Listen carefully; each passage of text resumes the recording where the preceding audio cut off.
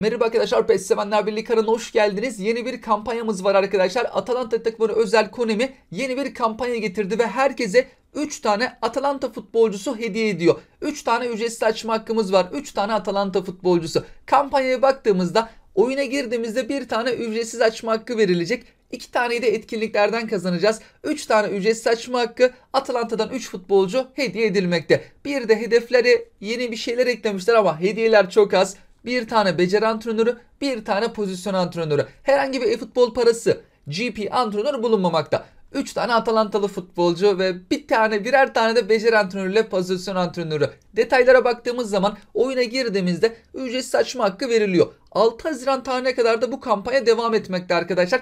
Bir haftalık açıklandı. Hedefler ve etkinlikten de 2 tane ücretsiz açma hakkı elde ediyoruz. Şu an oyun bakımda olduğu için oyuncular paylaşılmadı arkadaşlar ama burada bir Lookman'ın adını paylaşmışlar.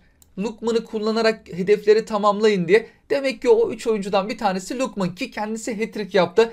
Özellikle de seviyesi önemli. Oyun açıldıktan sonra 3 tane Atalanta futbolcusunu öğrenebileceğiz. Şimdilik bunlar açıklandı arkadaşlar. Oyun bakımda olduğu için.